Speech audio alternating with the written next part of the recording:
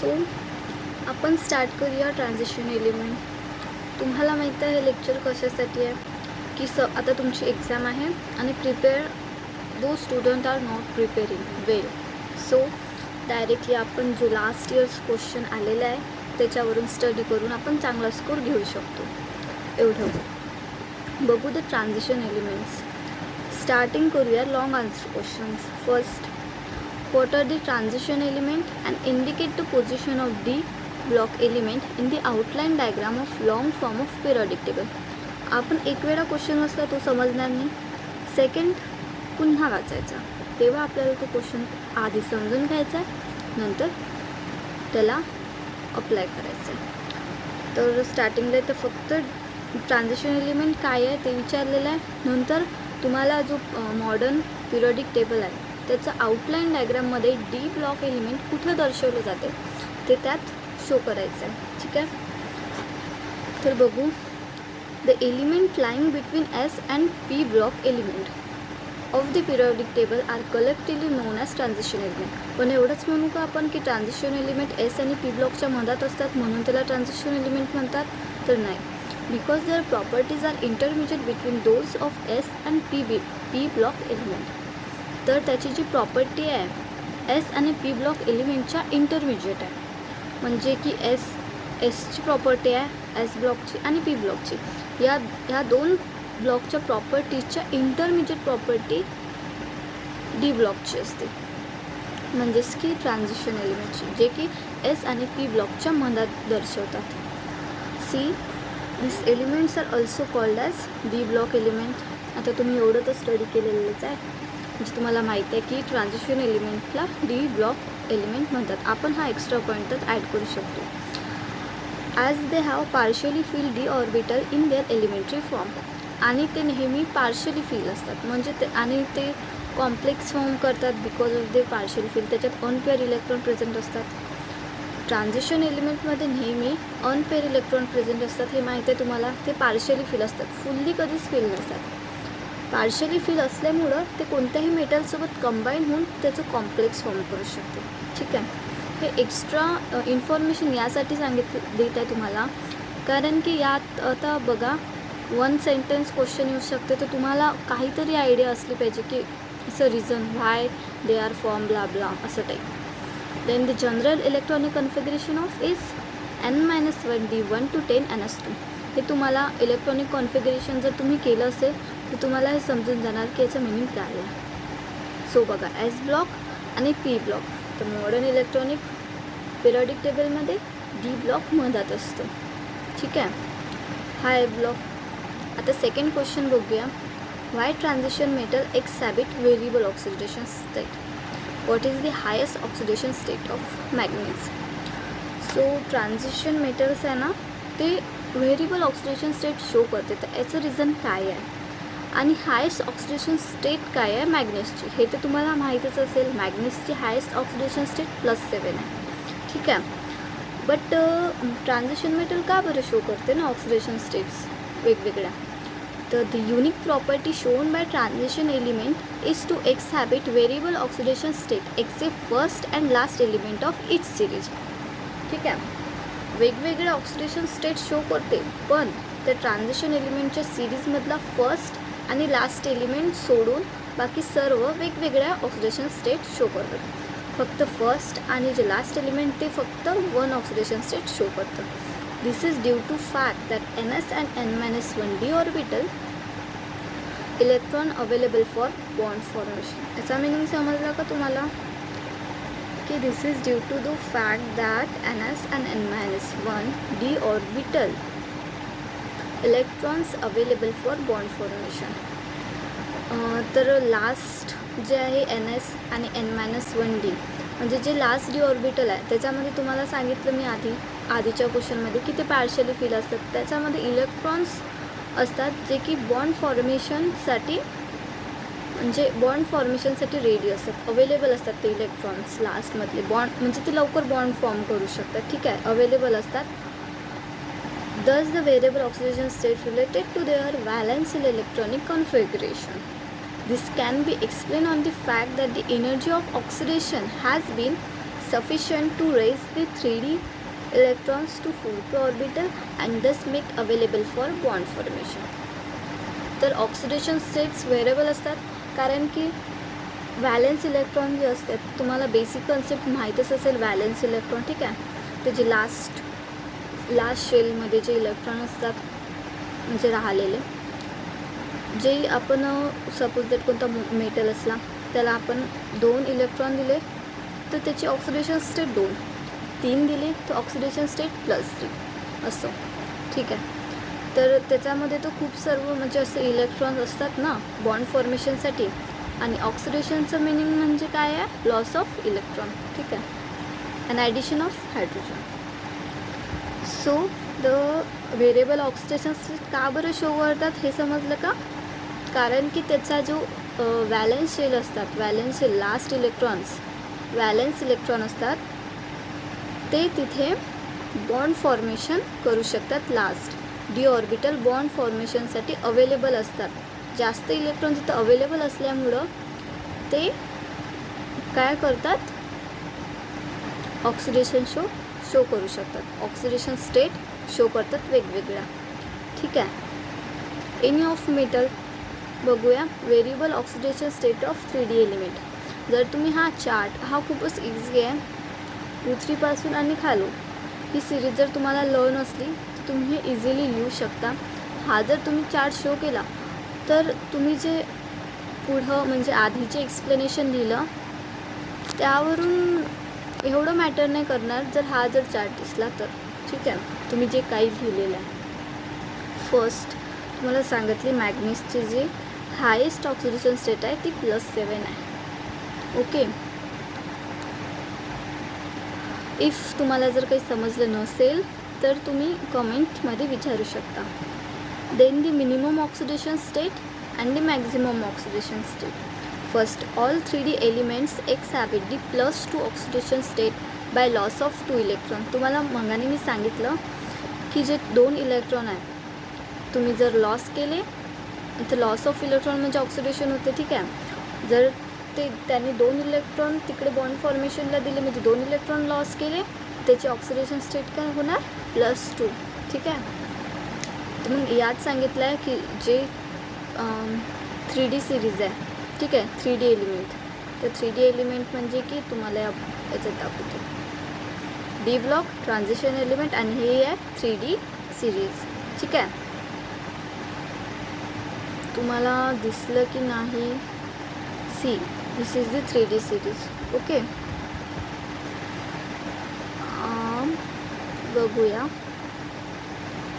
तर all 3D element exhibit the +2 oxidation state by loss of 2 electron from NS2 level. Chromium and copper shows the +1 oxidation state. Except हे जे 2 आहे, chromium आणि copper, हे फक्त +1 oxidation state दर्शवतात त्या सिरीजपैकी म्हणजे 3D elements. Then the maximum oxidation state. Group number itself show maximum oxidation state. Chromium in group 6b shows oxidation state +C in chromium ते O7, ठीक आहे, क्रोमियम ऑक्साईड. याचं नाव विसरली आहे मी एक्झॅक्टली, ठीक आहे. And +7 oxidation state shown by the manganese in Mn2O7, ठीक आहे. मॅग्नीज ऑक्सिडेट असं काहीतरी नाव आहे याचं. तर ऑक्सिडेशन मॅक्झिमम कोण शो करते, मॅग्नीज आणि क्रोमियम +6 या कंपाऊंडमध्ये, ठीक आहे. हे कंपाऊंडमध्ये +6 का, कारण की क्रोमियमने याचे जे 6 इलेक्ट्रॉन आहे ते लॉस केले, याला शेअर केले, तर याची ऑक्सिडेशन स्टेट +6 झाली. आणि इथे मॅग्नीजने +7, ठीक आहे, याचे 7 ॲटम याला दिले, इलेक्ट्रॉन याला दिले, ठीक आहे. तर तुम्हाला समजलं ऑक्सिडेशन स्टेट कशी व्हेरिएबल ते म्हणजे दाखवतो एलिमेंट. देन थर्ड क्वेश्चन बघूया आपण. Explain the following. फर्स्ट आहे ionization energy of first transition series element, okay. First ionization energy of first transition series element. तुम्हाला फर्स्टली हे माहीत असलं पाहिजे की आयोनायझेशन एनर्जी म्हणजे काय. तर आयोनायझेशन एनर्जी म्हणजे की एखादं कंपाऊंड, ठीक आहे, तर त्याला ब्रेक करायला जेवढी एनर्जी पाहिजे त्याला आयोनायझेशन एनर्जी असं म्हणतो. किंवा एखादं आयन फॉर्म करायला तुम्हाला माहीत आहे म्हणजे इकडलं इलेक्ट्रॉन किंवा तिकडलं इलेक्ट्रॉन पूर्णपणे घेतले पाहिजे, डोनेट केलं पाहिजे, तेव्हा एक आयन फॉर्म होतो. ठीक आहे. तर त्याच्यासाठी लागणारी जी एनर्जी आहे, आयन फॉर्मेशनसाठी लागणारी एनर्जी, त्याला आयोनायझेशन एनर्जी म्हटलेलं आहे. तुम्हाला बेसिक हे माहीत असेल. पुढं जाऊया आपण. तर फर्स्ट ट्रान्झिशन सिरीज एलिमेंटमध्ये आयोनायझेशन एनर्जी आपल्याला त्याची वेळेला एक्सप्लेन करायचे. फर्स्ट बघू आपण. The amount of energy required to remove most loosely bound electron from isolated gaseous neutral atom in its ground state to form cation is called the ionization energy. आता तुम्हाला मी सांगितल्यापैकी की हे डेफिनेशन सांगत आहे, समजलं का? की the amount of energy required to remove most loosely bound electron from isolated gaseous neutral atom. आता एक ॲटम आहे छोटासा. ठीक आहे. हा ॲटम आहे. ओके. तर ॲटममधला एक इलेक्ट्रॉन आहे जो हा लूजली आहे. सपोज दॅट इकडे खूप सर्व ॲटम आहे, असे हे ॲटम आहे, म्हणजे इलेक्ट्रॉन आहे इकडे. ठीक आहे. आणि हा जो आहे हा लूजली बॉन्डेड इलेक्ट्रॉन आहे. हा म्हणजे खूप लूज आहे तो इलेक्ट्रॉन लास्टमध्ये असल्यामुळे. ठीक आहे. तर याला जो हा इलेक्ट्रॉन इथून बाहेर जाण्यासाठी जी एनर्जी लागते, म्हणजे याला ब्रेक करण्यासाठी हा इलेक्ट्रॉन रिमूव्ह झाला पाहिजे इथून, त्याच्यासाठी जी लागणारी एनर्जी आहे, amount of energy required to remove most loosely bound electron from isolated gases neutron atom in its ground state to form cation. हा जर इथून रिमूव्ह झाला त्याला लागणारी एनर्जी म्हणजे आयोनायझेशन एनर्जी. हा जर रिमूव्ह झाला तर हा कॅटॅन फॉर्म होणार, म्हणजे प्लस है ना. CA वर कोणतं चार्ज असते? प्लस. कॅटॅन जेव्हा फॉर्म होते तो प्लस. तर cation is called the ionization energy. ठीक आहे. So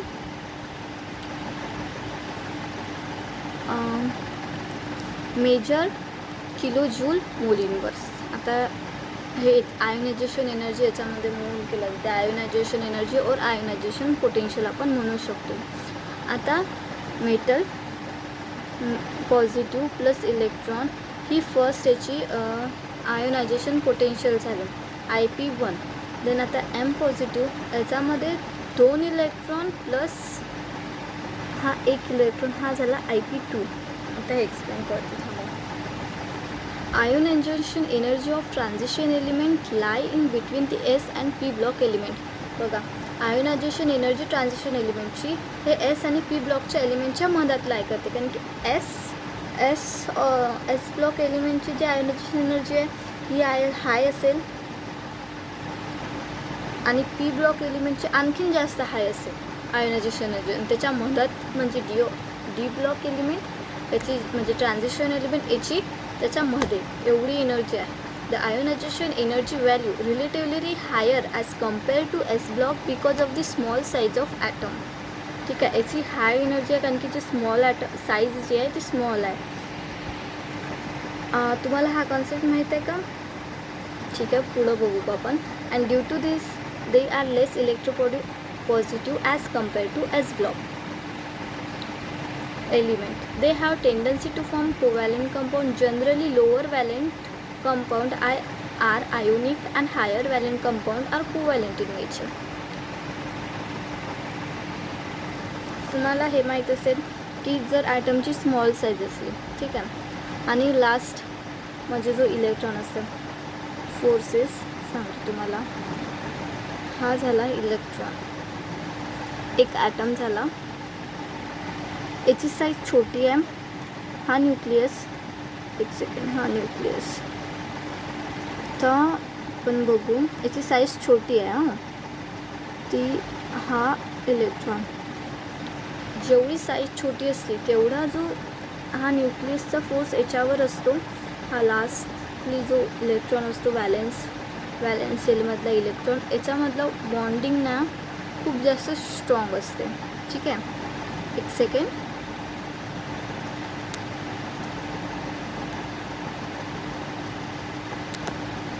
okay. याच्यामधली जी बॉन्डिंग असते ना खूप स्ट्रॉंग असते, म्हणून हा बॉन्ड ब्रेक व्हायला खूप जास्त म्हणजे एनर्जी लागते. हा जो हा जो एक सेकंड, हा जो इलेक्ट्रॉन आहे इथलावाला, हा याला म्हणजे रिमूव्ह होण्यासाठी खूप जास्त एनर्जी आपल्याला रिक्वायर असते. म्हणजे छोटी जर साईज असली, हा खूप जास्त बाइंड असते याच्यासोबत. हा इलेक्ट्रॉन खूप जास्त बाइंड असते न्यूक्लियससोबत. याचा फोर्स असते ते 2-3 फोर्स म्हणजे असतात तिथे प्रेझेंट. सो म्हणून याची साईजमुळं याचे जे साईज एस ब्लॉक एलिमेंटमधली साईज कमी असतात ना ट्रान्झिशन एलिमेंटपैकी, तर मग आयोनायझेशन एनर्जी याची जास्त असते. ठीक आहे, लेट्स मूव. तर इतकं समजलं तुम्हाला. तर ionisation energy of 3D element तुम्ही बघू शकता, first IP and the second IP. May be तुम्हाला हे समजलं नसेल, एखादं एक्झाम्पल असेल यात, तर बघूया आपण, म्हणजे तुम्हाला समजायसाठी फर्स्ट IP आणि सेकंड IP. म्हणजे अशा हे जे इथे दाखवलं आहे याच्यावरून मे बी नाही समजणार तुम्हाला. बघू आपण जर याच्यात कोणतं एक्झाम्पल असेल तर.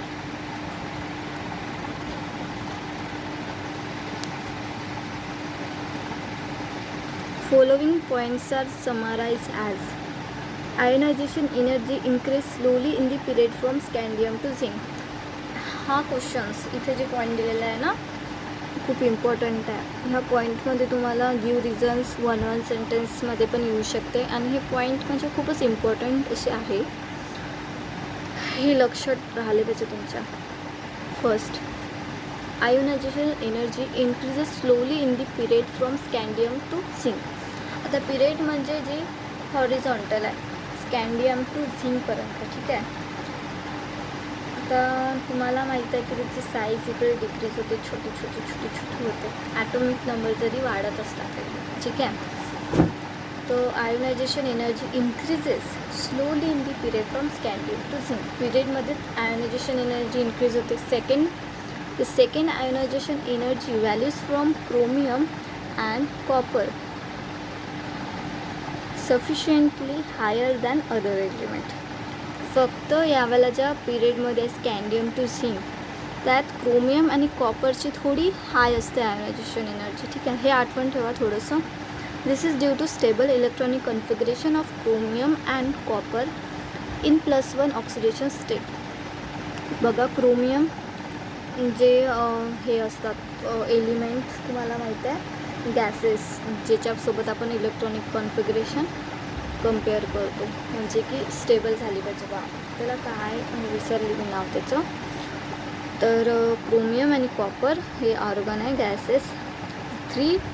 3D 5 अँड 4s1 ह्याची इलेक्ट्रॉनिक कॉन्फिगरेशन आहे, म्हणजे लास्ट शेल. आणि कॉपरचे 3D 10 4s1. हे जे आहे हाफ फिल आहे आणि हे फुल फिल आहे. सो फुल्ली फिल म्हणजे स्टेबल असतं, हाफ फिल म्हणजे पण स्टेबल असतं. ठीक आहे, हाय आयोनायझेशन एनर्जी म्हणून हे स्टेबल आहे, मोस्ट स्टेबल आहे. 3D 10 आणि 4s1 क्रोमियम आणि कॉपर. आणि स्टेबल असल्यामुळं त्याचा जो इलेक्ट्रॉन आहे तो रिमूव्ह करायला हार्ड जातं. समजलं, जेवढा छोटा ॲटम असला त्याला सर्वात जास्त आयोनायझेशन एनर्जी लागणार, म्हणजे ती एनर्जी खूप जास्त लागणार एक इलेक्ट्रॉन रिमूव्ह करायला, कारण की तो न्यूक्लियससोबत बाइंडेड असतो, खूप जास्त तिथे एनर्जी असते. ठीक आहे, देन आहे third, high ionization energy of zinc is due to completely fill 3D orbital 3D 10 and 4s1. ही कम्प्लिटली फिल आहे, सॉरी ये मतलब हे जे आहे कम्प्लीट फिल आहे. तर कम्प्लीट फिल असल्यामुळे इथं पेअर ऑफ इलेक्ट्रॉन म्हणजे वन सिंगल इलेक्ट्रॉन नाही प्रेझेंट ना, म्हणून इथला जर एक इलेक्ट्रॉन जर रिमूव्ह करायचं असेल आपल्याला, ते खूप जास्त एनर्जी लागणार. सो म्हणून हाय आयोनायझेशन एनर्जी ऑफ झिंक, म्हणून याची एनर्जी खूप जास्त हाय आहे. ठीक आहे, सो पुढं जाऊ. एक्झाम्पल आपल्याला मिळालं नाही. नेक्स्ट कोणतं क्वेश्चन असेल तर बघू आपण. देन आहे, which of the following transition metal ions are expected to be colour and why. So हा क्वेश्चन खूप इम्पॉर्टंट आहे ट्रान्झिशन मेटलमध्ये. ठीक आहे, की ट्रान्झिशन मेटल आयन्स कलर्ड काऊन असतात, वेगवेगळे कलर का शो करतात, ते and Y. Specially scandium 3+, nickel 2+, CO म्हणजे काय होते cobalt. Okay, cobalt 2+. So transition element shows interesting property that covalent and ionic compound are color. ठीक आहे,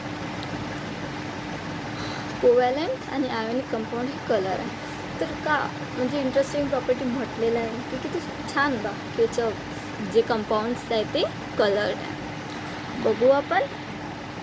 colouration is due to presence of one or more unpair electron. ठीक आहे, यात पण ते सेम रिझन. तुम्हाला एवढं आठवण ठेवायचं आहे की ट्रान्झिशन एलिमेंटमध्ये ना अनपेअर इलेक्ट्रॉन प्रेझेंट असतात. याची जी मॅग्नेटिक प्रॉपर्टी आहे ना ती पण याच्यावरूनच डिसाईड होते, अनपेअर इलेक्ट्रॉनवरून.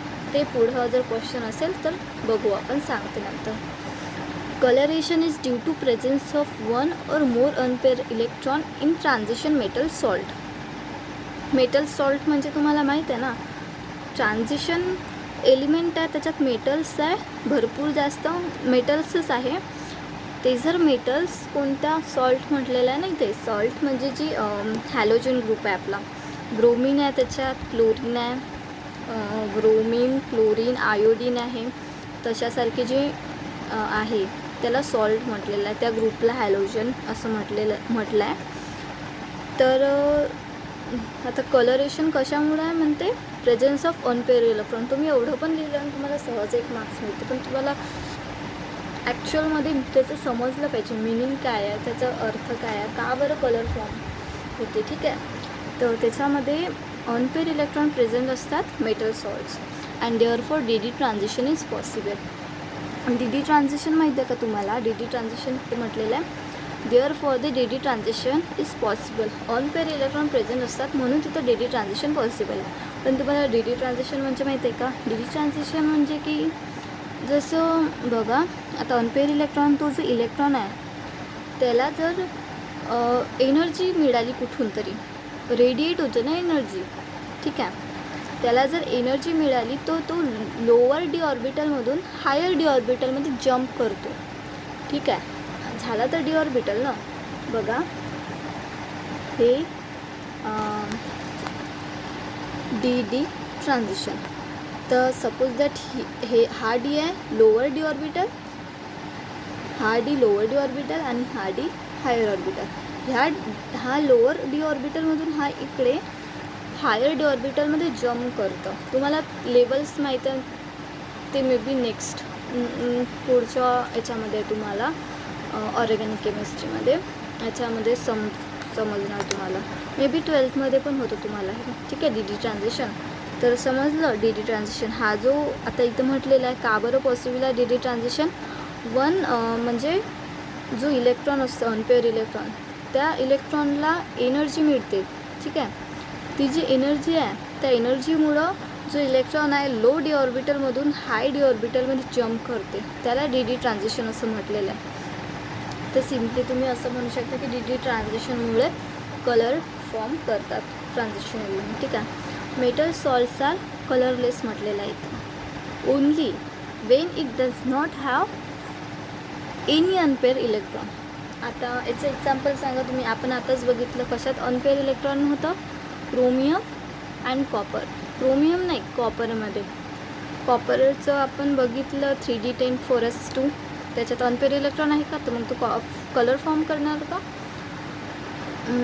सॉरी, आपण मेटल सॉल्ट्स बघत आहे. ठीक आहे, तो फक्त एक मेटल आहे, तरी पण त्याच्यात अनपेअर इलेक्ट्रॉन आहे. बघा, metal salts are colourless. Metal salt colourless होणार तेव्हाच जेव्हा त्याच्यात अनपेअर इलेक्ट्रॉन अब्सेंट असणार. ठीक आहे, all electrons are pair or achieve noble gas configuration.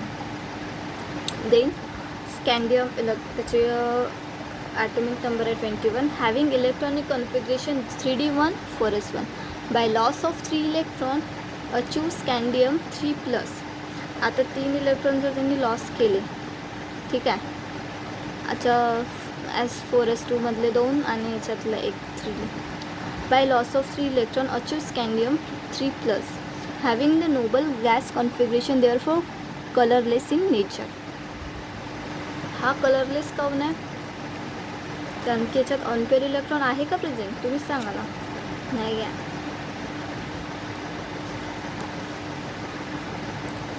C काय झालं इथं 3d1 4s1 all pair electron, हे कलरलेस आहे, all pair electron colourless.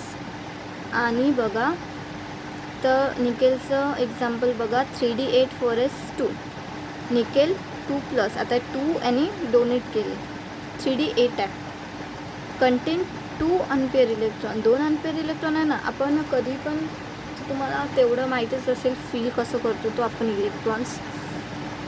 Orbital theory झाली आहे तुमची, तुम्हाला जर तो कॉन्सेप्ट क्लिअर असेल तुम्हाला माहिती आहे की फील कसं करतात. की ते 3d10 असतं तर 3d8 आहे, 2 अनपेअर इलेक्ट्रॉन इथे प्रेझेंट आहे, म्हणजे कंटेन 2 अनपेअर इलेक्ट्रॉन, म्हणून कलर्ड आहे निकेल 2+. आणि स्कॅन्डियम 3+, ऑल पेअर इलेक्ट्रॉन आहे इथे, म्हणून तो कलरलेस आहे. ठीक आहे. नेक्स्ट हे समजलं ना तुम्हाला कलरलेस आणि कलर काय आहे, कारण की हा कॉन्सेप्ट समजणं इम्पॉर्टंट आहे पेपर एक्झामसाठी बरं. देन कोबाल्ट बघा इथे 3d7 आहे, 4s2 आहे, इथे 3 अनपेअर इलेक्ट्रॉन आहे प्रेझेंट. ठीक आहे.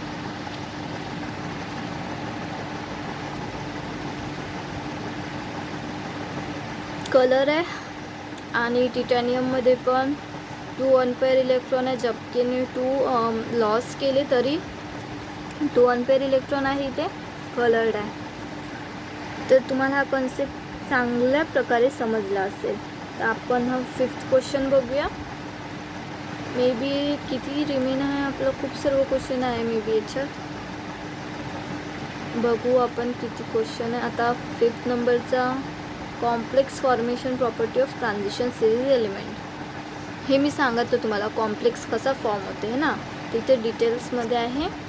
देन पॅरामॅग्नेटिक प्रॉपर्टी मी तुम्हाला सांगितलं की मॅग्नेटिक प्रॉपर्टीसुद्धा अनपेअर इलेक्ट्रॉनवरच म्हणजे डिपेंड आहे. आणि नंतर आहे ॲटॉमिक, हे एवढं इम्पॉर्टंट नाही आहे तुम्हाला, हे बघू आपण. Calculate the magnetic movement using the formula, हे बघू आपण. What are the factor influencing choice of extraction process, हे पण खूप इम्पॉर्टंट आहे. हा क्वेश्चन घेऊ आपण. इलिग्राम डायग्राम माझे माहीत आहे का तुम्हाला, इलिग्राम डायग्राम क्विक रिव्हिजन घेऊन घेऊ आपण याची पण.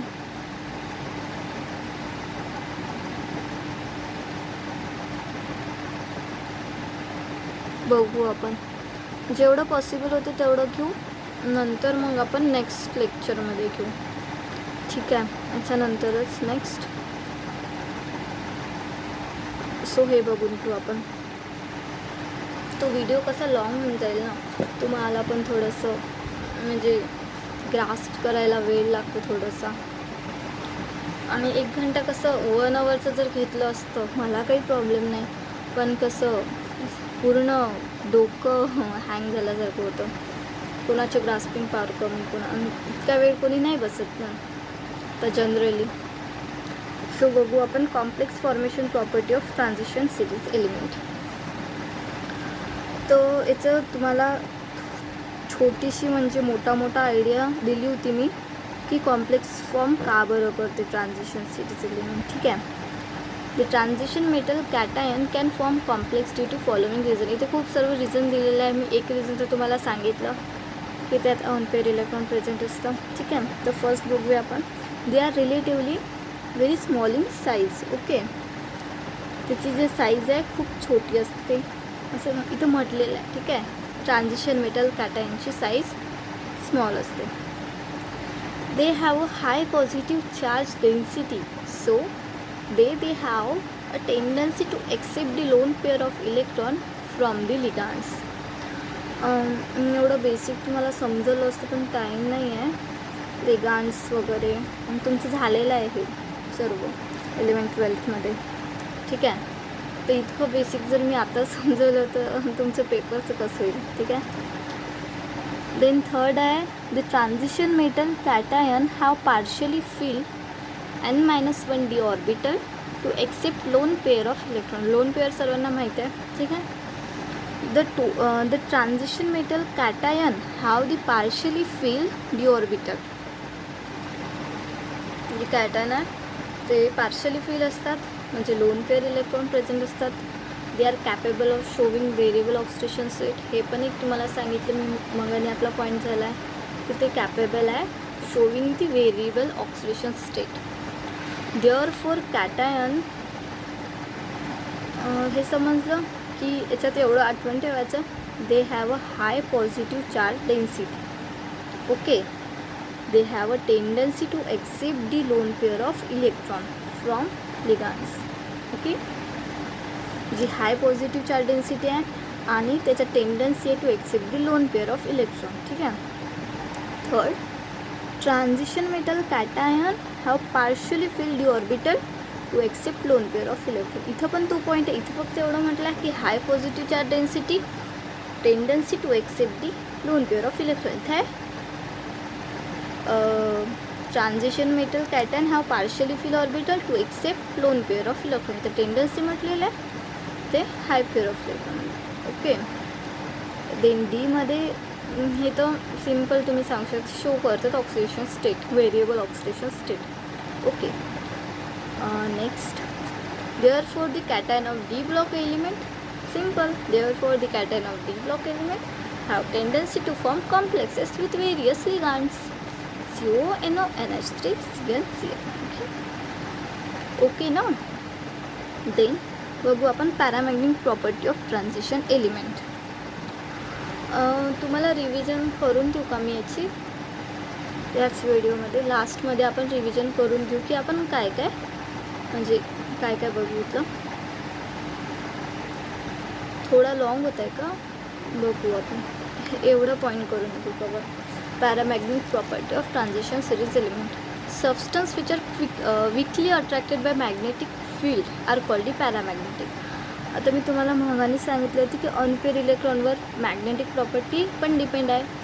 आता पॅरामॅग्नेटिक म्हणजे ना की ट्रान्झिशन एलिमेंटमध्ये अनपेअर इलेक्ट्रॉन प्रेझेंट असतात. ठीक आहे, मी तुम्हाला म्हटलं आहे की ते अनपेअर इलेक्ट्रॉन तुम्हाला लक्षातच असलं पाहिजे की ट्रान्झिशन एलिमेंटमध्ये अनपेअर इलेक्ट्रॉन प्रेझेंट असतात. इथं पण म्हटलेलं बघा, substance which are weakly attracted by magnetic field. Magnetic फील्डला जे सबस्टन्स आहे ते वीकली अट्रॅक्ट असतात आणि त्याला पॅरामॅग्नेटिक म्हणतात. मॅग्नेटिक फील्डला वीकली अट्रॅक्टेड.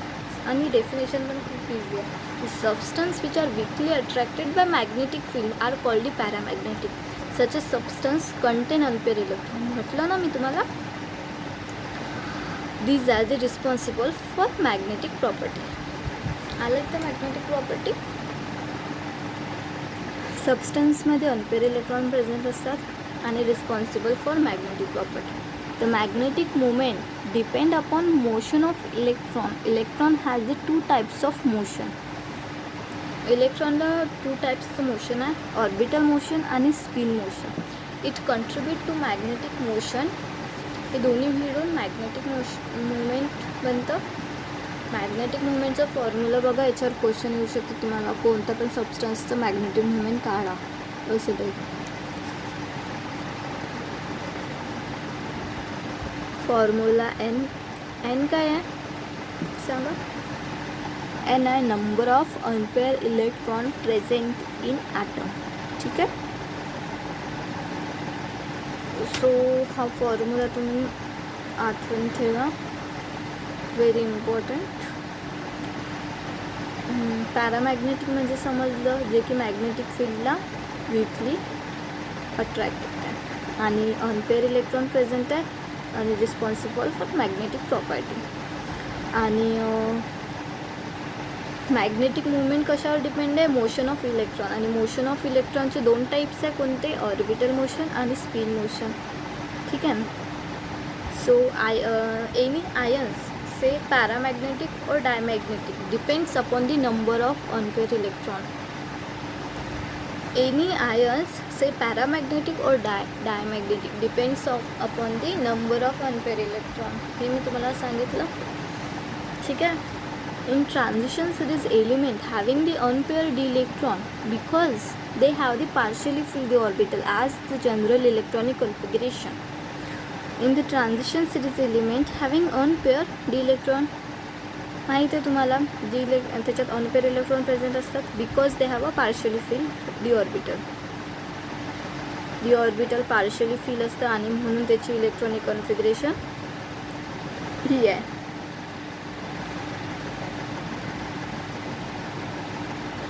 फॉर एक्झाम्पल इथं एक्झाम्पल दिलेलं आहे 3d5 4s0. डी ऑर्बिटलमध्ये 5 इलेक्ट्रॉन प्रेझेंट आहे.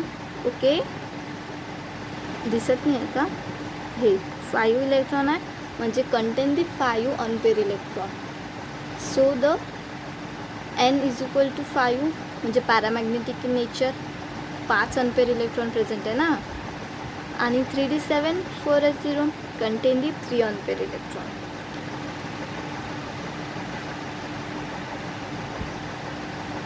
पॅरामॅग्नेटिक इन नेचर कारण की अनपेअर इलेक्ट्रॉन आहे. हे काय आहे? कोबाल्ट. एक second, this is the cobalt, this is the iron. Okay, next तुम्हाला समजलं असेल पॅरामॅग्नेटिक. आता हे नेक्स्ट याच्यात घेऊ आपण discuss the variation in atomic and ionic radii across in series of transition element. की घेऊ आताच घेऊन घेते ना, एक मिनिट. ओके, घेऊ आपण आताच. The distance from the centre of the nucleus to valential electron in atom and ion is called atomic and ionic radius. आता तुम्हाला सांगते मी व्यवस्थित समजून की ॲटॉमिक अँड आयोनिक रेडिया काय असतात. ॲटॉमिक रेडियस म्हणजे आता हा झालं तुमचं ॲटम, ठीक आहे. हां, एकदम ionic and the atomic radius. इथून न्यूक्लियस आणि सेंटरपासून ही झाली तुमची ॲटॉमिक रेडियस. ही वाली, एक सेकंड, ही वाली, ओ गॉड, ही वाली. The distance from the centre of nucleus, इथे न्यूक्लियस आहे, टू व्हॅलेन्शियल इलेक्ट्रॉन म्हणजे जे लास्ट व्हॅलेन्शियल इलेक्ट्रॉनमधलं इलेक्ट्रॉन त्याच्यामधलं डिस्टन्स, ठीक आहे, इज कॉल्ड ॲटॉमिक रेडियस.